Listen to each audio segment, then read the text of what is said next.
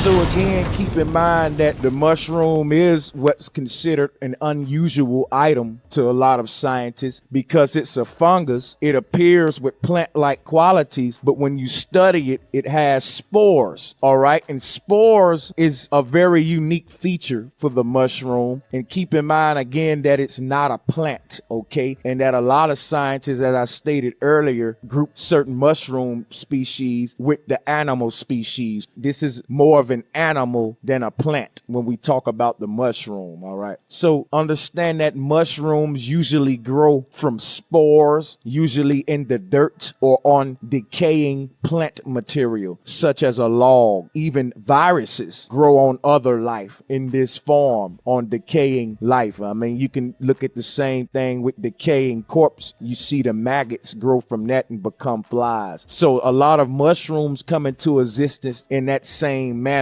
And as I stated, they are not plants. Okay, now we're going to get into fairy circles. A fairy circle, in a nutshell, real quick, is simply the way certain mushroom species grow. Okay, now this is a very divine phenomena, not only that we see in our world today, but the ancients also revere this phenomena. Now, certain mushroom species grow in a perfect 360 circle. That is very divine. People denying the fact that there's a higher power, an intelligent being responsible for this creation. When you look at stuff like this, it's so hard to deny it. These mushrooms grow in a perfect circle, and scientists have so many theories as to how this happened, but for the most part, they're baffled as to how this happened, how this phenomena take place. So a fairy circle is when these certain mushroom species blossom or they grow, they form a fairy circle, or a perfect 360-degree circle that the ancients said that the fairy spirits came and rested upon those mushroom tops. But now you got to understand that the fairies represented in these stories are certain energies responsible for mushroom creation. So here again, as I stated in previous videos, it's science told through the myth. So whereas today's scientists may say, hey, when a certain chemical or a certain spore or pollen type, whatever you want to say, hit a certain area in the soil, these things form. So they may have a name for it, you know, in our science today, whereas our ancestors may tell a fairy story, and a fairy is only a representation of all the elements that went into place to create this mushroom circle we're looking at. So we understand that this is a natural phenomena that is created by divine chemistry and divine science. So our ancestors acknowledge that divine intelligence in the form of the fairy story. So the fairy